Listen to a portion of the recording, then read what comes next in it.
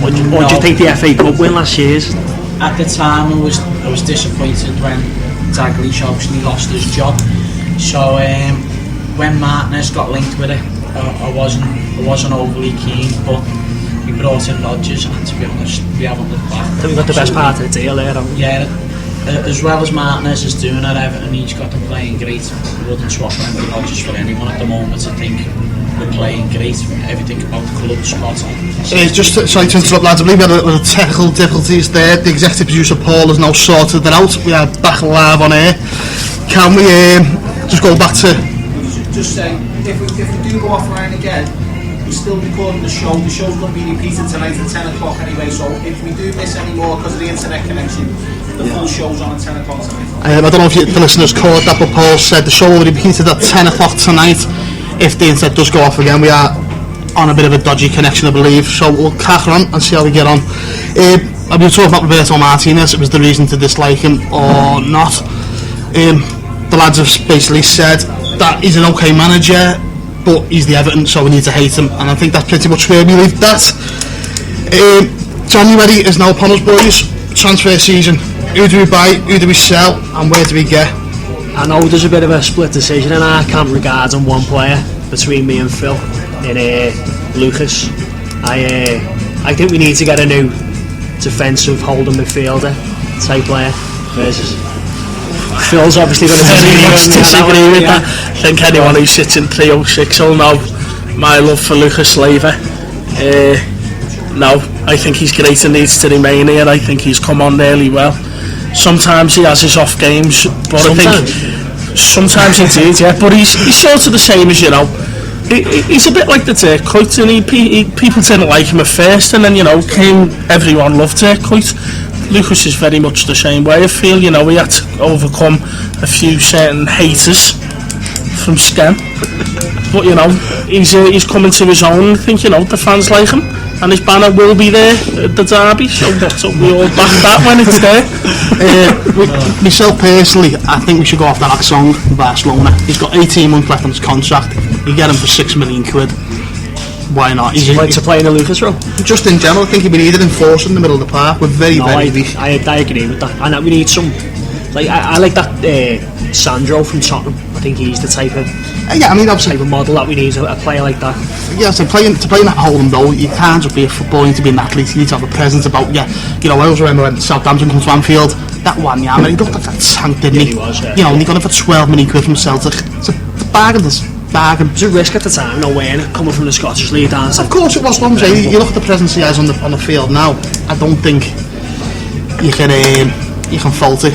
He looked absolute stars. Anyone else, Kearns? I think, to be honest, with some of the players that you hear ourselves getting linked to it, you are the players that people play on Championship Manager, where I haven't got a clue what half them are, to be honest, unless the people who are playing in the top leagues in Europe, then I don't know who they are, so I can't say, oh, if we're linked with such a person, go after him. Yeah, he'll be great, like some of the Indian people you hear on Twitter. Oh, he's a top class player, he's this and that.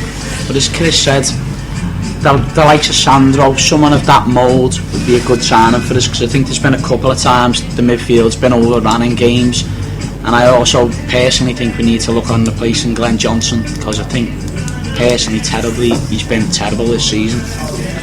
We've just been joined by Paul Tomarco. He is the landlord of the Arcos pub. Just while we're here, we'd have to ask him what they actually do match days, well, how busy you actually get and what you're full of. Absolutely chock-a-block with home fans and away fans from Norway to Ireland to London, everywhere in the world. Fans come to the Arcos, and of course they're always made welcome. We have a great mixture. It's a really good friendly pub, and of course we are the away supporters for the away fans going to Goodison. Right, yo.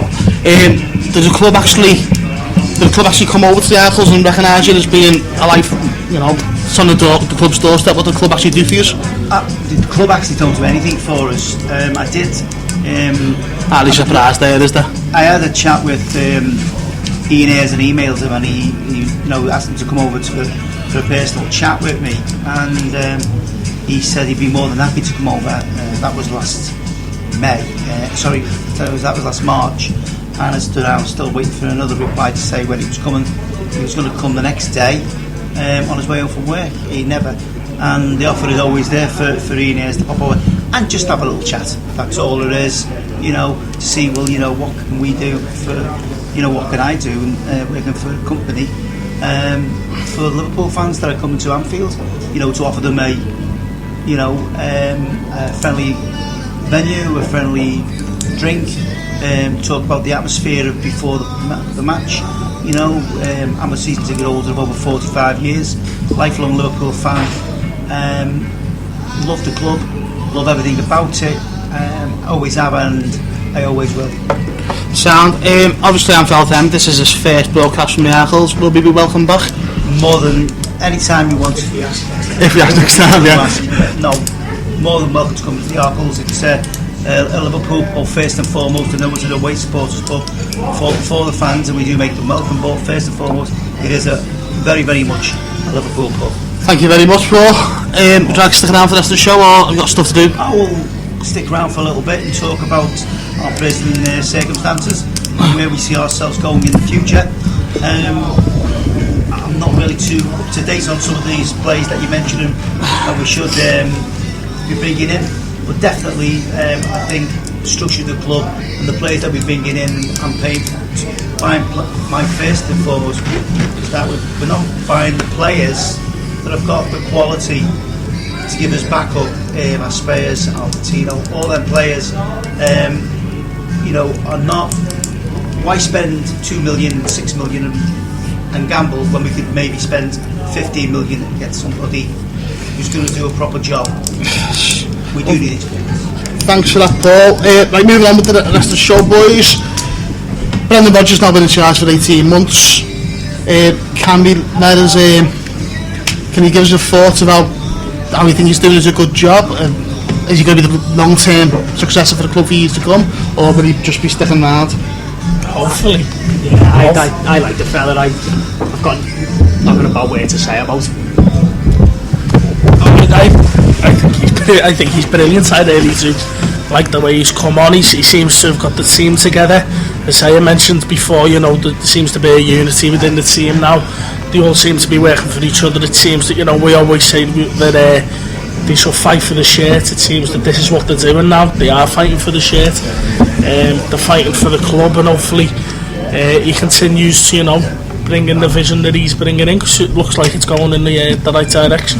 I think as well, from the footballing point of view, the tactical side of things, I think the way he's got the team set up and the way it's playing, he's making Anfield a very, very hard place to come to. I know Southampton come and beat us, but other than that, there's not many teams to come and outplay us, even away from home as well. He's got us set up there in a way that's with a very, very good footballing team. Yeah, I think in the earlier days, a lot of people weren't too keen on Rodgers. He was bringing out quotes and people were thinking it was a bit too cheesy, too soundbite for them, but me personally, I've been behind him from the word go. But as the times went on, people are starting to realise how good of a manager he really is, and how good the club's becoming. As Phil mentioned earlier, there's a unity about the club now, and we look like we're going places under him, and long may continue. Myself personally, I'm pleasantly surprised by him. I thought, not saying it'd be another Roy Hodgson, but I just thought the job might be a little bit too big for him when he first walked in. He looked very, very naive, but give him his credit, he learned from mistakes really, really quickly. The way he handled the Suarez thing after him biting, whatever else, the way he handled the whole transfer situation with him, he grew up very, very quickly, and I'm quietly pleased with our progression and the way he conducted himself as a Liverpool manager. I think a massive thing stood out for me the week when we were down at Chelsea, and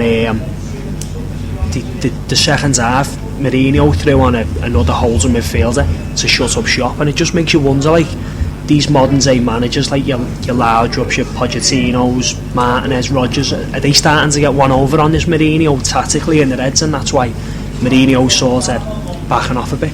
Whereas Rodgers is setting up his sides against teams, and for 90 minutes without playing them. I think he won me over from the word go. I mean, I know me and Adam went to America to go and watch them, and I always remember him.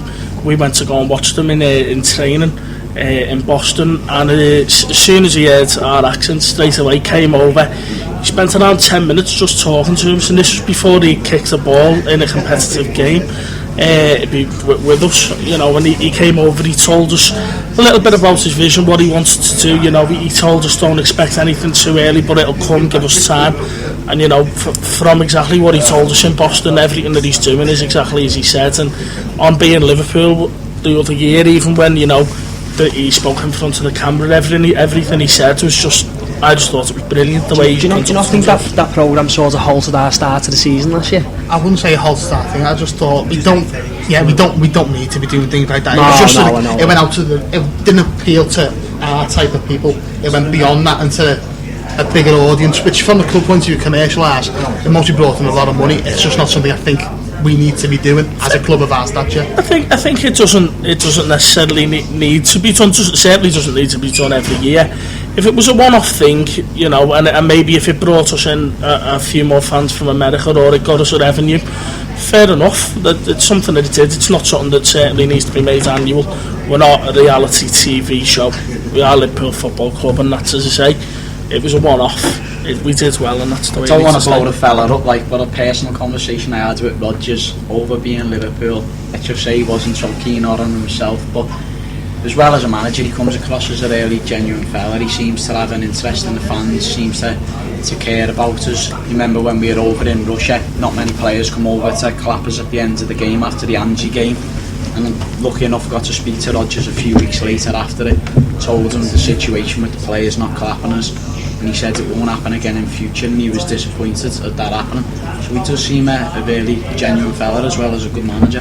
I think with these new modern managers, and the first one obviously being Mourinho, and that ABV that follows him, there is a certain type of manager, and of course they all want to play to a certain system. The luckiest guy obviously was the guy who went to Barcelona and knew the system that they were playing, and that's been proven that it was a great system for them then, and obviously it's going to be a good system for the people who are playing now that he's playing the way he really. But he is a new manager, he is fresh, he is going in the right direction. And one thing, we did give Kenny a chance. I'm an older man, older Paris, I'm older than all you lads. He's supporting them right the way through the great times, through the 70s and the 80s. Yeah. And I remember them fantastic. But what I will say is that he is a new manager. Let's stick by him. He hasn't got the monkey attack leash around his back, around his neck, as Roy Hodgson did. Roy Hodgson didn't stand a chance because everybody wanted Kenny to go in. We give Kenny a chance, and it was only ever going to be a stopgap. But he says he is still, in my eyes, still got to achieve. I think he's got to the expectations of the club. He will not understand yet, because obviously the 70s and 80s will, you know, if they ever come back. But we are heading in the right direction, and he is fresh, and he is got new ideas, and he is his own man. I got a bit worried when he first started, because I thought with Martinez not taking the job, the reason may have been that he wasn't a yes man, and maybe that the fact is that Roy is Brendan is, sorry, I've got to put his name there, that Brendan is that sort of player. But when you're working for a club as big as the club, and obviously the structure of it, you've got to work to the structure of the club, and there is a structure, a pay structure, there is a transfer structure, and you have to work within them guidelines. Alright, thanks for that, Paul. Let's move on, because we've got a few questions coming in from all over the gaff here. We've got more listeners from Denmark, the USA again, Portugal, Indonesia, China, and all across the UK again, including Scotland. Right, the importance of the FA Cup this year, personally, Brendan Rodgers is going to go all out for it for me. You know, you look across the park, they've got a manager there to win it. Brendan needs to get a trophy just to get that monkey off his back. How important is it when you listen to what other managers have come out to spend, especially what Paul Lambert said the other week for Aston Villa? It was shocking. It really was embarrassing, wasn't it? I was devastated when he said that, you know. When you look at the FA Cup, and when you're in school as a kid, you're always like, your dreams about winning the FA Cup and the Champions League, and that's in you. The FA Cup and the Champions League were the big two that you'd always wanted. you've got managers coming out like that and saying things like that, you're like, hang on a minute, you take the dream away from it a bit, don't you? I think if you asked, as you say, you spoke about Martinez before. I think if you ask any Wigan fan, would he swap 3 years in the Premiership for a last-minute winner at Wembley against Manchester City to win the FA Cup? I don't think there'd be any single Wigan fan who'd swap that memory for 3 years of fighting to stay up. I'm sorry, it's a trophy, and you go after every trophy that you're in. And Liverpool are no different. We should be going after every single competition that we're in with full force.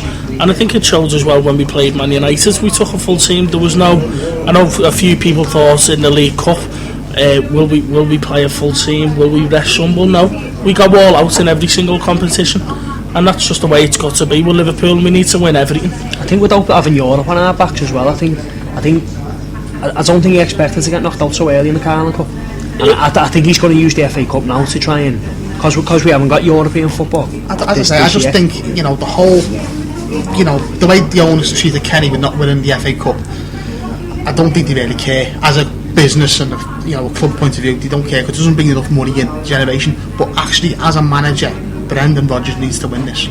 Yeah, no, I agree. Just to get that monkey off his back. Yeah. Winning the FA Cup won't mean nothing in the grand scheme of things, but just to say I'm a manager of Liverpool who's now won a trophy. I think if you spoke to Brendan, he'd probably say it's got nothing to do with whether he wins a trophy. It's for the team. He doesn't win trophies for Brendan Rodgers. He wins trophies for Liverpool Football Club, and well, whilst there's a monkey on the back, he's doing pretty well without it. He's done well getting to Liverpool, and he's done well at Liverpool, and long may it continue. And I'm in no doubt the trophies will come, and an awful lot of them if we stick by him. Adam? Now, I know a lot of people will disagree with me here on this one. I've always went along the lines of football clubs exist to win trophies. Personally, this season, if someone was to say to me, what would you rather take, the Champions League or the FA Cup? I'd have to go for the Champions League. I think it's so important for the club this season to get back into Europe and get back amongst Europe's elite, just in terms of the future over the next few years, in bringing in new targets, strengthening the club, and it's a draw for players who want to come and play in Europe again.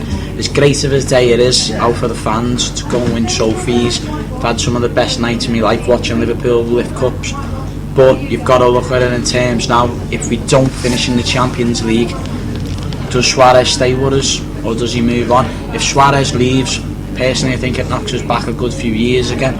We've got to try and keep holding in players as much as possible and then draw in other players with the things with you. I don't think anyone's going to dispute that, because your Champions League is bar and win the league, it's your holy grail, but just as I think at Sophie, I think he needs to go all out for it. I think with the FA Cup, the difference being, which is a little bit different to, you talk about, do you need to win it, do you need to win this?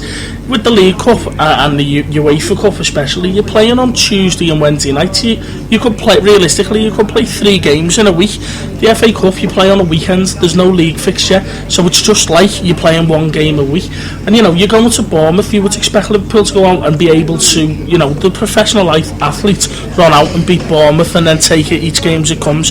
It's not really, I wouldn't imagine it to be a hindrance, but taking on what Adam said, by all means I'd rather get in the Champions League than win the Cup, but I prefer to do both. I think what you've got to look at, I think the FA have a lot to blame over now the fact that the Champions League's becoming more important than winning the likes of the FA Cup. They've sort of devalued their own competition in the way Champions League spots are handed out. I think it'd be perfect if the FA now said top 3 get into the Champions League and the winner of the FA Cup also gets a Champions League spot. It brings a bit more value to the competition again. Winning the FA Cup financially isn't a big rewards clubs. Most clubs nowadays, owners, they're only interested in money, they're not interested in silverware. So if the FA offer a place now for a Champions League spot by winning the FA Cup, I think it'll bring a lot more importance back to the trophy. I feel they need to do something, especially when, as you say, managers come out and go, I'm not really interested in it. Would a Champions League position to the FA Cup winner be the best thing? Whilst that, it may be a suggestion, not necessarily a good one in terms of we would have had Wigan in the Champions League then this season. They'd have got knocked out straight away, and it's all based on a point system around why England have 4 teams in the Champions League. You look at Scotland, their winners have to qualify for it. Would it be so often? Imagine if we had a couple of years where the FA Cup winner was a lower league team who just got knocked out straight away. England would lose points in the UEFA stands, and it could then have a detrimental effect where we actually lose a Champions League place, and all of a sudden you're back to 2000s and before, where you're fighting for third, which is even harder for clubs, you know. You talk about this Champions League, and it's so important that we're in it. It's because we can't attract the sort of players that we should be attracted to the football club. I still think we can, you know. I don't agree with statements like that when people say things like that. I think partly I can understand where you're coming from, but like, go back 10 years ago when we were regularly in the Champions League, right? We could put our name on the best place in Europe. We can't do that now. Now we have not. That's not because Man City have got more money than us, right? That's not because Barcelona are a better team than us. Liverpool Football Club, well-known, worldwide brand. You know, probably in the top 3 top clubs in the world for name and following. But we've got to be in that because we've got to be able to move ourselves forward. And I agree with the lads said before. If we don't get into the Champions League this season, it's going to be a disaster. I think whilst as I say, I agree with it's partly with what you say again. You know, we are lucky in the fact that, you know, we are Liverpool Football Club. You know, myself personally, I think we're the 4th biggest team in the world. I think there's only, unfortunately, Man United, Real Madrid and Barcelona. Maybe Bayern Munich, maybe. But apart from that, as I say, your name stands out. We can attract a certain amount of players on our name, but the best players want to play in the best tournaments. And as a result of that, I do think that we do need Champions League to buy. I've just got sorry Phil, I've got a question for the executive producer in the corner. Can check if there's any listeners from Russia. There is a Russian Federation listener, yeah. There is a Russian Federation listener for there. Joe Connolly, that was for you. We've got a from Holmes chapel. Moving on, we just start talking about the current 11 and the form of Glenn Johnson. Now, at the start of the season, he was most probably the best fullback in the league, barring 1 or 2, and for the last month, he's been absolutely crap, hasn't he? He's been really poor. What is it with him? Because sometimes he looks great, and then other times he looks really poor. He can't drop, inconsistent. And obviously got his injuries, and there's talk of playing through painkiller injections and whatever else. He's just gone to, he's just turned 30 at the end of the season, 31. He's the 3rd high player in the club. Is it time to renew and shift him on? You don't want to come out and say anything bad towards Liverpool players, you know what I mean? Especially on the radio. Yeah, he's had a dip in form. Does that mean he can't get it back? I'd like to think he can. You know, as you say, at the start of the season, he was one of the best, and why can't he go back to that? I think the World Cup's a massive thing as well, because is there anyone actually pushing him for that right back spot? And do you think, yeah? Again, can't look, but it's not really. I mean, let's be honest. Glenn Johnson is going to go to Bristol. Unless he's injured, he will be going. We don't want to get back onto the international debate, do we? But even from like a Liverpool point of view, is there anyone actually pushing him for that right back spot? We know Flanagan's done well there in a full back position. You've got he's Kelly. Not there yet, though. You've got Kelly coming back in there. Kelly's been fantastic every time he's played for us, I think. I think, the problem with Man Kelly had 2 pretty bad injuries in such a sport place at the time. Once you do the hamstring, Michael Owens the proof that you never get it back. You'd always do the harder base. Is he the long term answer? I doubt it, because I think he's a centre half, Martin Kelly, and we've got that many centre halves. You could build a team with them. Well, apparently Gerrard's meant to be going into the centre half role. I think the position Gerrard played for Stoke, he played quarterback, didn't he? They got Beckham for England. As I said earlier on, when we were talking about transfer targets and mentions about, I think we need to replace Johnson. I think he's got an arse like a bouncy castle, and he just doesn't seem to be able to run anymore. You'd always see Glenn Johnson overlapping the wingers, getting up there, getting down the line, getting crosses in, and he just doesn't appear to be doing it no more. He lays the ball off all the time and expects someone else to do the work.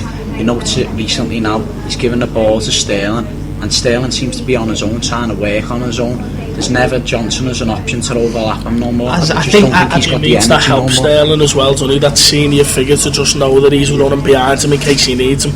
I think Sterling had a brilliant game at Stoke, but I think as I say, if he had Johnson behind him, I'm not going to I'm not going to dismiss the role Johnson's played at the club. I think since Johnson's come to us, he's been superb, he's been consistent, he's been a very good player. I just think over the last 6 months, he's deteriorating that much week on week. I think he's now becoming one of the weaker links in our team. He's one of the worst performers week in, week out for me, and that's at a personal... You've seen an awful lot of goals, 7 goals in the last 3 matches, 7-7, 7-4-7 against. It's not all down to Glenn Johnson. There's an awful lot of people in that defence who are not pulling their weight. Do you not think though, from on a Rodgers point of view, your fullbacks are key in the way he plays football, of course, yeah. You've got 2 young lads there playing further forward, the likes of Coutinho and Sterling. He's had the Johnsons and Enrique's behind these lads. Do you not think now Rodgers is saying, well, these lads in front of them, they know how to play the system now, they know how to play the game? Do you not think it's time to get a couple of younger lads in there who are eager and... Well, I'm not being funny. You can just look at the kids out on loan, because Jack Robinson's at Blackpool, you've got Wisdom at Derby, and they're both playing fullbacks there in the Championship. Now, long-term futures, I don't think they're going to be very good enough for Liverpool, but he's just improved the stock on, hasn't he? Because if you would have put them on the transfer this year, you get Nathan Newgand, you get 2 million quid for them now. Yeah. So, it all adds cover to the pot to get the ultimate start 11 players, and that's what we need. We need a good, young... Where it comes from, I don't know, because... Sorry to interrupt you there. Can anyone just tell me the reason why he bothered to get a player for Valencia called Sissoko? Right, we couldn't get the Valencia team, by the way, right, to replace our younger lads and not give them a chance to a fellow who's a complete and utter, right, liability when he plays. Totally agree with you. I thought he scored a brilliant goal. I thought he scored a great goal at Stoke, to be honest. I thought it was a cross to Suarez. It's the whole squad debate, that though, isn't it? Because obviously you don't want to see your team lose players, you want to see them only get stronger, and the more players you've got in who can cover positions and who have got who have played the European game, and then the better. Do you think he's stronger than the ones who've been alone? We'll put it this way, I'm not a massive fan of Enrique, but we've missed him since he's not been there. I think it says a lot about Sissoko when he was playing John Flanagan at left back. I think that to me says a lot what Rodgers is saying. He believes in a young lad who's predominantly the other side of the field playing at right back, and he'd rather put him in at left back than Sissoko. Unfortunately, because of Flanagan's injury, he's been playing absolutely brilliant.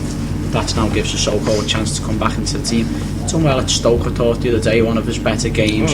But I think once Enrique's back into fitness, Enrique's going to be straight back in at left back. Right, we're moving to the last 10 minutes of the show now, and we would like to thank all listeners again for tuning in. I've got a few questions to ask the lads that have come in from different avenues. One of them is going back to the atmosphere at Anfield. We've had other groups trying to generate atmosphere at Anfield, from RTK to 306. What did Spion Kop 1906 do differently to try and help improve the atmosphere? I think one of the things it is with, Reclaim the Kop was purely about the Kop. We're trying to generate the atmosphere everywhere, just for Liverpool fans in general. I think also I think that's one of the other main factors as well, is that we are seeing home and away. We are everywhere. We take the banners everywhere that we can get into away grounds, and we do all stand together, and we do all try and start songs, as you say. The We Are Liverpool song has come from certain members from Spion Kop 1906 that could be heard extremely loudly, and has gone down as one of the best songs in recent times to be sung. So it's all just about, we're not just about home games for the atmosphere, and as I say, we're lads who want to go every single week. We will be there forever, and we won't let it die out. I think as well, from a visual point of view, without the likes of Twitter and that work nowadays, is you only have to put one photo on there and see how good the Kop actually looks, and people get that bug to want to go back there and be in there, don't they, and help out. It gives people a lift, doesn't it? Yeah. It gives people a lift. It's even the players, though. The players coming out warming up, like I said before. The players coming out and you see all the flags and you see the Kop bouncing. It's That's like, it. We wave the flags. It gives them a boost as well, doesn't it? So, exactly, yeah. Absolutely. I think, unfortunately, as good as a job as I think the lads are doing with the flags, we can't get people to sing. You can't physically force anyone to sing. We're trying to do the best job as we can with the flags, and obviously having them out, and hopefully it'll give people an insight to look at. They're trying their best with the flags, they're trying to get an atmosphere going. We just need the support of others to hopefully start getting the voices louder again and make Anfield a more intimidating place to come to. We know everyone can do it. You've seen what Anfield's like on big European nights. if you can do it on a big European night, you can do it at Stoke at home. Proved that when we done it with the Flags for Notts County at home in the Cup.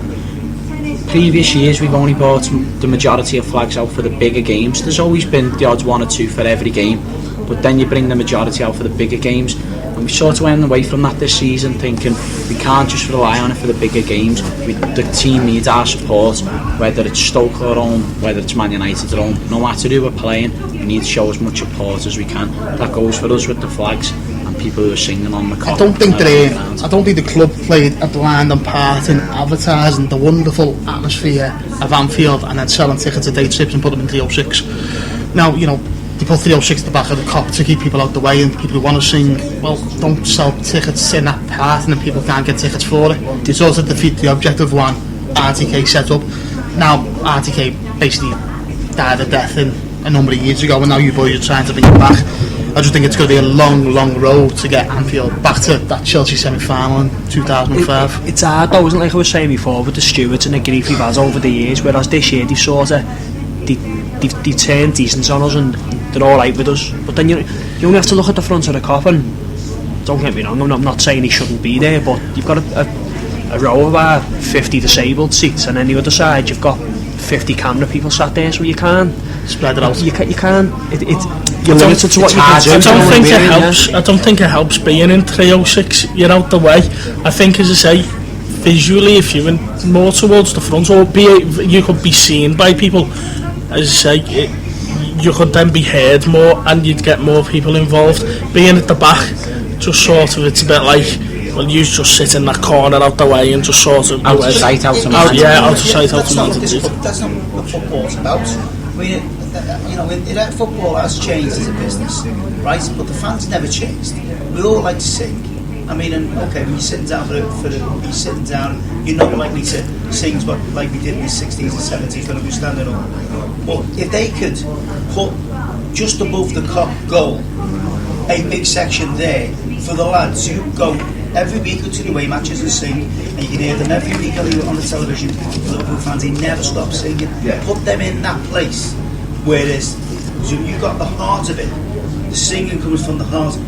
It just goes. I think it would be good. Everyone says stand up for the 96. We all get up and stand up and clap. But the people in the middle, just above the goal, there's a big square there, and stuff all the lads who want to sing. I think it would be good to just have the lads who go to the away games stick those 2,500, 3,000 lads in their own section at home and let us do our thing, and then the remaining 38,000 can see it and join in. I think so far though, and if you're basing on what we've done so far this year, I think you have seen an improvement in the atmosphere though. It's our first year. It's our first year, and you know we can only improve. You've got to start from the ground up, and the more people recognise us, the more people know what we're about. You can only see us getting better. I think that atmosphere obviously improving the team are doing well. Yeah, no, definitely. Ultimately, you know, you're not under the Hodgson, then I don't know what to talk about them, but them games under there, you could hear a pin drop. It was like a morgue away. It was depressing. There was a horrible black cloud over the club, but now that's lifted and we're moving forward. They do their bit off the pitch, on the pitch. We do ours off it. Yeah, it goes hand in hand, doesn't it? Of course. Right, you can't really have a Liverpool show without talking about Mr. Suarez. Just how good is he? Yeah, well, I was quite shocked. I was quite shocked today to see that Steven Gerrard didn't have him as number one in the Ballon d'Or. I mean, he'd be first, second, third, fourth, fifth, sixth, seventh for me. He's brilliant. He's just brilliant. I'm not going to be biased, Phil, but obviously you've got to look at Ronaldo, Messi, and you've got to acknowledge how brilliant they are as footballers. But on current form, I'm not saying last season the Ballon d'Or's obviously won all the year, but on current form so far this season, I don't think you can look any further than Suarez for winning the trophy next season. He's been fantastic. He's dragged the team on his own at times where we have been struggling with a bit of creativity. Look at Norwich at home. He's magic. He really is. I mean that Norwich at home, that last goal, it was just no one celebrated. Everyone's turning on. It's, oh my god. There's many times where you've sort of you've celebrated the goal, and then once you've actually thought about it, you've gone, oh my god. I remember his first goal. I remember his first ever goal, and I've never celebrated like it at a home game in midweek.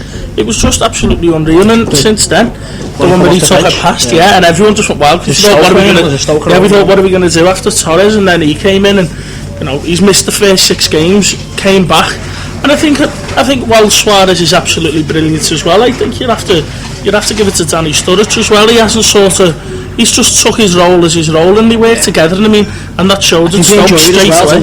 They do, and you know, why wouldn't you? Together they play brilliantly.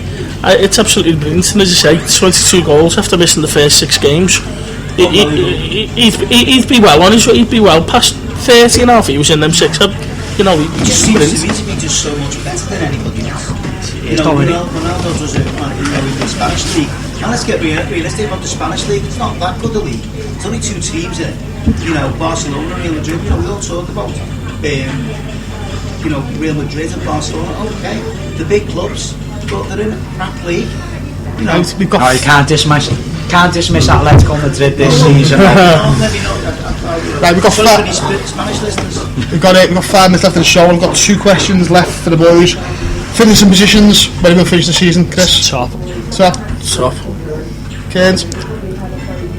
Heart says top, head says 3rd. Paul. Well, quick.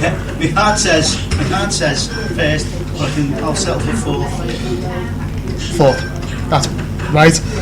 And just before we go, just want to give the listeners a last little heads up of where you can buy your merchandise from.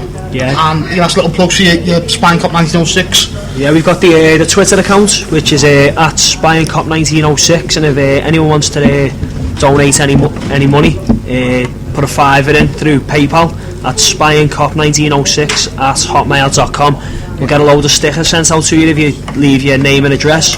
Also, we've got Mick from Hat Scarf Badge down by the Flat Iron. He's got our t-shirts for sale there. Yeah, Mick's done a great job in helping us out with the t-shirts. He also has them online on his website. If you give him a look and also give him a follow on Twitter, we've got the t-shirts there available now, and we'll also be getting pin badges in stock. As I say, every penny that gets raised through t-shirts and merchandise all go back to the flags, and all go back to the stuff that we make. Can we just I'd also like to point out, sorry, just on that as well, that if anyone does want to come down and help us with the flags, you know, we do get in the ground around an hour now and a half before kick-off, so if you ever feel that you want to come out and help us out, just come over and find us all. We're easy to find. And I'd just like to give it a mention to Emma Norbury, Joe Connolly's girlfriend, who's helped us out with plenty of flags down the years, and she's done some great things for us. To finish, Steve, can we just ask the lads here what they think the best flags have been on the Kop so far, like over the past few years? My personal favourite was most probably the Done by the Sun waiver. When that went up, I thought in fact the first time I seen it was the protest we had from the march from the supporters club against United under Dixon Gillett days. When that went up, my heart sank, because I just thought, you know what, that should have been up years and years and years ago. It's such a predominant flag, such a massive cause to a lot of Liverpool fans, and it was a proud moment when that went up the first time in the Kop. For me, it's got to be the originals. I think it's just brilliant and sums us up, and if not that, the Lucas one. There's been a few over the years for me. I'd Walk a Million Miles with the Daglish face, I think, was a good one, and also the year after Istanbul we done This Is the Special one with the big European Cup behind it. I thought that was a good one. Right, just before we sign off, there's also a large range of Anfield FM merchandise, a hat, scarf and a badge, as well as the lads stuff. I'd just like to thank Chris, Phil, Paul, the landlord from Yarkles, for letting us film here. It's been a pleasure. Film, whatever. And Kenzie for turning up. Nice one, boys. Cheers. We'll see you next time. So we'll all you fans from all over the world, you're all welcome to come to the Yarkles before the game, after the game, anytime you're in Liverpool, you're welcome. Let's